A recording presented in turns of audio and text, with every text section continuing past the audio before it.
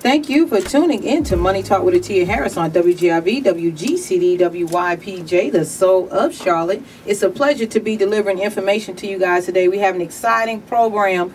I mean, this is an unbelievable program. We have an awesome special guest in the studio with us today, and the phone lines will be open. I'm not going to tell you who it is just yet. I'm going to let you stew for just one moment, but the phone lines will be open at 704-553-1370. That's 704-553-1370. In the studio, co-hosting today, we have Shavar Rogers. How are you, Shavar? I'm doing well. How are you today, Atia? I'm doing excellent, excellent. And we have Jill Stein, presidential nominee in the last election with the Green Party, here with us today. So we're going to talk a little bit about that, what their platform is, what they stand for, and then I want you guys to just kind of be open-minded and ask, do I identify with this particular party? Do I identify with the things that Jill is going to share with us here today? So we're going to start a little bit with the background of the Green Party. Tell us about that, Jill. Well, the Green Party is really a party for everyday people.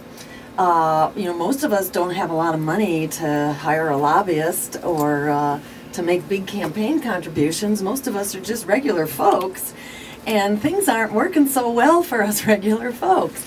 So, you know, the big health insurance industries and the bankers and the, you know, the big oil companies, they got their lobbyists and they're making out like bandits. You know, them that's got keeps getting more, but everyday people really don't have the voice that we need. And that's not to say there aren't some great people out there. There aren't some great politicians. There are, but the system has kind of been hijacked. It's been hijacked by the bankers and the hedge fund managers. And, you know, so where are the jobs? Where's the health care that's affordable as a human right? How about higher education that everyday people can afford? Because our kids need higher education if they're going to have a secure job. But now, if you go to college, you carry around a mountain of debt, and the jobs aren't there to get out of it. So the Green Party is a party for the rest of us. It's the party for people who can't afford to hire a lobbyist.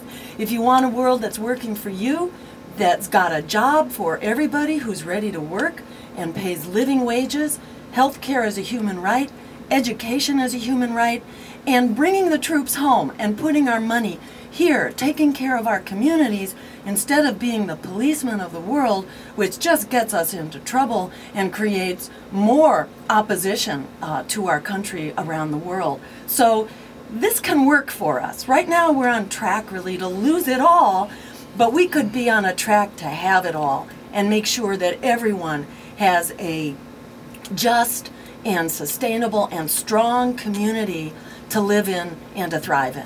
We're going to get into the details of the popular political issues right now that's going on in the United States of America and actually internationally as well. But before we do that, okay, you were chosen to be the presidential nominee, possibly in the next election coming up as well. We want a little bit of your background. Tell us about you. So I got here really as a mother and as a medical doctor. And I found as a mom and as a doc in the clinic, I was just seeing a lot of hurting people out there. And I felt as a doc, here I was giving out pills and medical procedures and sending people back out to the things that were making them sick. A sick food system, polluted air and water, a transportation system that really surrounds us with pollution and forces us into cars, meaning you got to afford a car and pay the insurance, and not putting, you know, support into public transportation, which is what we really need. So anyway, I felt like, you know, I needed to go upstream and do what I could do as a mom and a medical doctor to make things start working for us. Instead of throwing pills and medical procedures at people, I wanted to go to the things that were causing us to be sick in the first place. And that's everything, you know, from air pollution to social stress, joblessness, and homelessness. We can fix it. Right now we're spending $2 trillion a year on this healthcare system. It's really a sick care system. It's not a healthcare system. And if we did the right thing up front, like create jobs, especially in the green economy, that make our communities healthy, that give us healthy nutritious and organic sustainable food grown in and by our communities, and had a transportation system that's public that allows us to walk and bike to transit hubs that provided clean energy, and we can put people to work even without a high school degree, weatherizing our homes and creating the solar and the wind and the insulation and so on, that puts us on a path to a green economy, which is a full employment economy at good wages, which can make about 80% of our healthcare costs go away because we're healthy to start with. And by the way, it makes wars for oil obsolete, because if we have clean, renewable energy here at home, we don't need to be fighting no wars in Iraq and Afghanistan and Libya and everywhere else where we're basically looking to secure oil supplies. So this is a win-win for us. And I say now when people ask me, what kind of medicine are you practicing? I say I'm practicing political medicine, because it's the mother of all illnesses, and we got to fix that one if we want to fix the things that are literally killing our communities. You know what, Jill? I was reading over the new Green Deal, the Green New Deal. Sorry, you got it. This morning, and one of the things that you talk about is a livable wage. And back a couple months ago, the History Channel did this thing, The Men Who Built America, and they were talking about how Henry Ford, his idea was to give people a living wage, a livable wage. You know, and that's really what built the American middle class, which is what you see a lot of other countries doing right now, is they're building up their middle class and they're becoming world powers because of it. So explain a little bit more about what they mean by a livable wage, as opposed to what may be out there now, what maybe was there before. Right. That's a great question, and that really gets to the heart of the problem. Right now, you know, we have this unemployment crisis, but it's not only a lack of jobs, it's a lack of jobs that pay decent wages. And, you know, we are calling for good wages, for living wages. That means when you work full time, you shouldn't be in poverty. You shouldn't be struggling to keep a roof over your head, struggling to get your kid through school, have a decent school, get into college. Working hard should guarantee that you have a good quality of life. This is what Martin Luther King actually led the fight for. He called for an economic bill of rights, meaning that if we're going to eliminate the scourge of racism and poverty, we need to ensure that we have economic security for everybody. And that means working at wages that ensure that you are not going to be fighting against poverty. And we can do that at the federal level, for example, by setting a standard and saying that everywhere across the country, people need to be getting enough to keep them out of poverty. And that turns out to be somewhere around $14 or $15 an hour.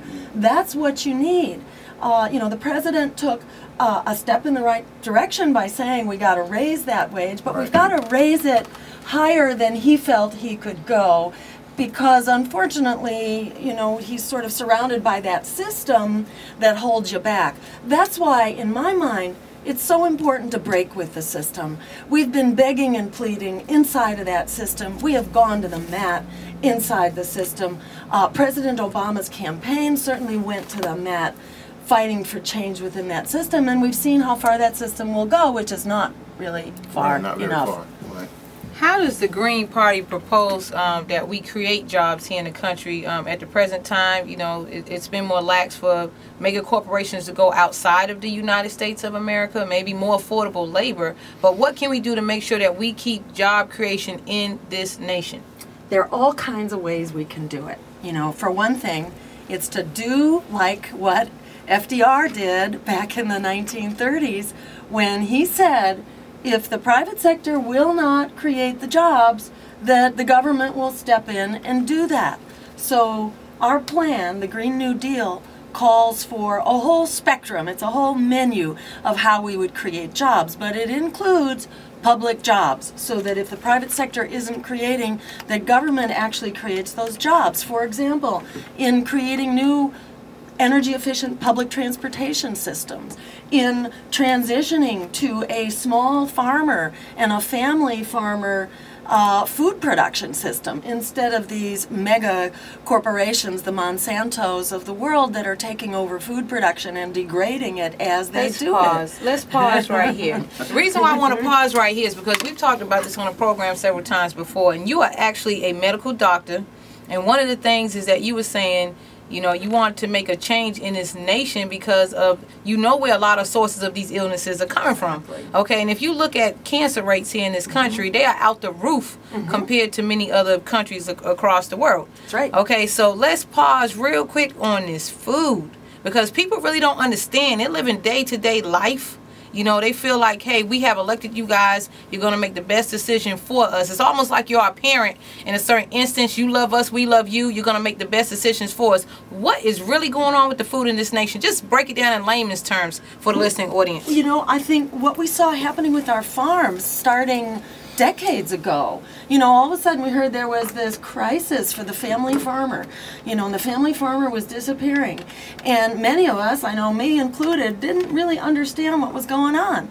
But our food production system was being turned into a system to maximize profits for big corporations. And that was deadly for the family farmer, for the African American farmer, who's, you know, been part of a very strong, noble tradition of healthy local food production in this country, you know, ever since the emancipation.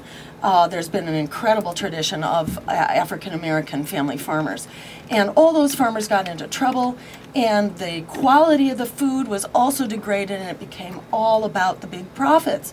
Now it turns out, in the process of doing that, they engineered the nutrition out of the food. So we have food that holds up for long distance shipment, and it looks good, and it's big, you know, big juicy tomatoes and stuff, but they taste like cardboard and they're bad for you. She said we engineered. Who would think engineer and food would be in the same sentence? Harris on WGIV, WGCD, WYPJ, the soul of Charlotte. In the studio, we have Jill Stein, presidential nominee of the Green Party in the last election, and quite possibly in the next one coming up. It's an honor to have her here to hear what the platform is, what their views are when it comes to things that are going on in the nation and also internationally. This is something that definitely needs to get out, and I'm pretty sure many of you are already identifying with a number of issues that we've asked her questions about today. So, Shabar, you have the next question? I did. You know, we were talking about before, you were saying Wall Street, you know, needs to pay a sales tax. Now, what would you say to your opponents that would say by imposing that sales tax, you're going to force the banks to do one of two things? They're either going to have to cut jobs because they can't afford to pay the sales tax, or it's going to make it harder for the small investor who may be working a 9-to-5, but they want to do some investing as well. It's going to make it harder for them to be able to invest, as opposed to somebody that may be able to come in with, you know, a few $100,000 or $1 million to invest. Yeah, well, here's the deal. Wall Street is so rolling in dough, and there is so much money that's passing in and out of it every day that we don't need to ask them to pay 10% like you and me are paying. If they paid 0.5%, you know, like not even the blink of an eye, right, it would generate hundreds of billions of dollars. So it's really not it's not a perceptible hit. And the other answer to that is that about 80% of the profits on Wall Street go to the top couple of percent. That is the very richest people. So, excuse me. And, you know, in terms of our economy, we badly need a diversified economy. That in the last decade or two, we've become so-called financialized. That is, that Wall Street and the banks have gobbled up a bigger and bigger sector of the economy. And we need a diversified economy. So if it holds back the growth of Wall Street, that's a good thing. That's a good thing, because it lets us develop, you know, community-based small businesses, and it gives us the money as government to be able to provide the loans, for example, and the credit, so that we can jumpstart that alternative community-based small business family economy. Okay, so we have someone that has just called in and has a question for you. We want to see what we're getting from the listening audience. How you doing today? I'm good. How you feel? I'm excellent, excellent. What's your question? I have a comment more than a question. Great. Actually, the guest, she's right on point with a lot of things she's touching on. I actually commend her on that.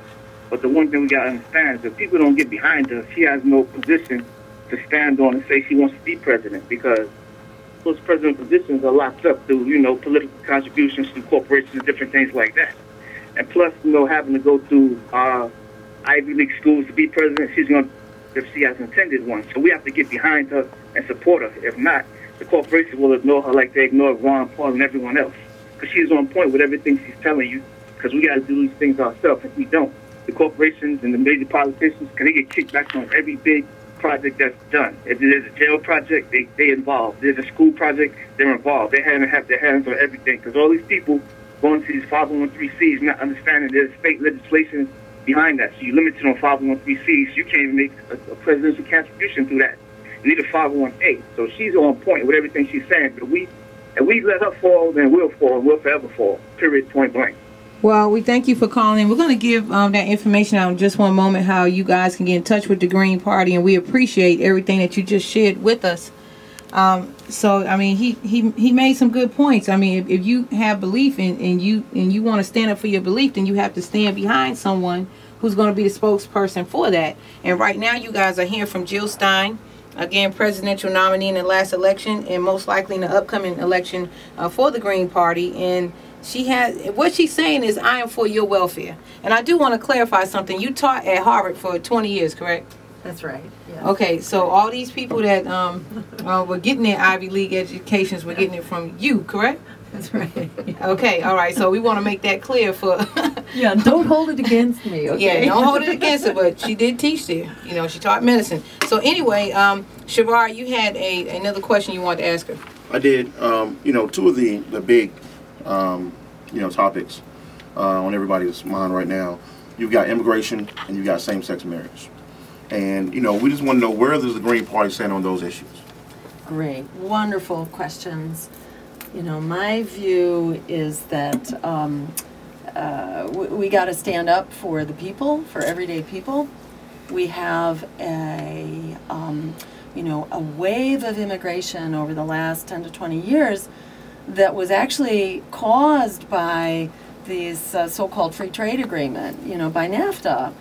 When you get back down to root causes of the problem, building a wall doesn't solve the problem. The problem was we put millions of poor farmers out of business in Latin America. So either they were going to watch their families starve, or they were going to go looking for work. That's the driver here. And that was a terrible thing for everybody.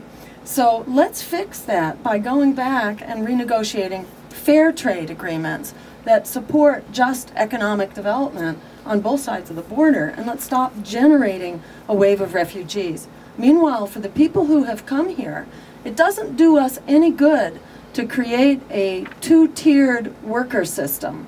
And the proposal on immigration, and it's just really coming out right now, but it tells immigrants that basically they have to go home and start over again after many of them have been here for decades working the jobs that a lot of other people don't want to work or can't work.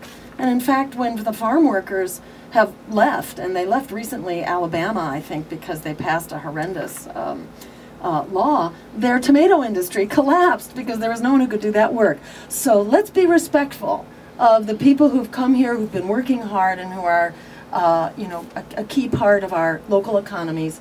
And let's give them a respectful and welcoming path to citizenship, but let's stop driving the immigration crisis by renegotiating these international agreements and ensuring we have a fair economy overseas as well. And in terms of marriage equality, I think it's just equality, period. It's not the government's business to say who you can or can't have a relationship with, when you have to get married, when you can't get married, etc. I think we don't look at religion.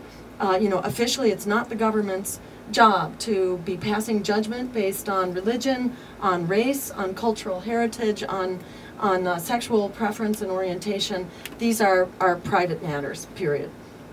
Okay, so we're going to ask you several questions at one time because of the time, Okay. the length of this Yep. program. Yep. I mean, we have so much we want to ask you and we're running out of time. Great. I want to, and we're talking about America, then we're going to go internationally.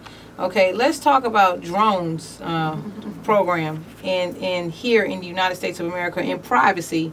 And for example, your employee can go on Facebook, which is supposed to be private, and make a decision if they're going to hire or fire you. And then the other thing, I want to talk a little bit about Michigan and receivership. You know, recently there were 2 places that were taken over, Benton Harbor, Michigan, and also Detroit.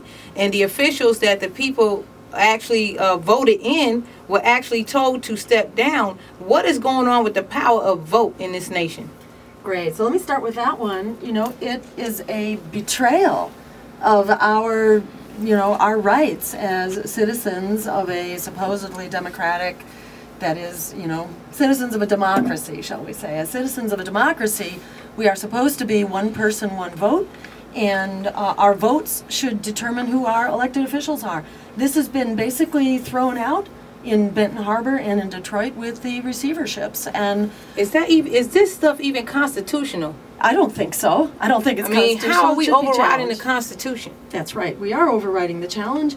We are overriding the Constitution, and I think these, who is it that's going into receiverships? These are poor communities whose supports from the state and federally have been cut so that we can conduct international wars and give big bailouts to Wall Street and the banks and the wealthy. So it's really an outrage on 2 counts. It's an outrage against democracy, and it's an outrage against economic justice. So we can fix this, again, by having a fair taxation program, bringing the troops home, cutting the military. We can get them not only out of receivership, we can get them out of bankruptcy and help jumpstart their local, green, just economies. Okay, so back to the privacy issue, the drone program, for example, how do you feel? How does the Green Party stand on that? The drones are a very dangerous violation of our civil liberties and of privacy. And, they don't talk very much about this, but what's in the cards right now is for the drones to come home. Yeah, well, actually, the drones are staying overseas, and they are coming home, and they say they're not militarized. They say they're not militarized, but not yet. It won't be long before we're seeing demonstrations and rallies that are controlled by drones with rubber bullets. It's a slippery slope. And the drones can also be miniaturized, so there can be small drones that you're not even aware of that are buzzing right outside your window and that have microphones and are picking up on what you say. This is not the stuff of fantasy or some science fiction novel. It's predicted that there will be 30,000 drones in the United States in the next 5 years. Communities are starting to mobilize right now, as are some states, to actually create legislation right now, and this is something that, in fact, the Green Party is very much helping to support, to stop the proliferation of these drones before it begins. This is an outrageous violation of our civil liberties and our rights to privacy. Okay, so my mind is going to the Patriot Act. During that time period, I was actually a mortgage loan officer, and we had to add this extra document into all our files pertaining to the Patriot Act. Can you please kind of just summarize that real quick for our listening audience and how the Green Party stands on that?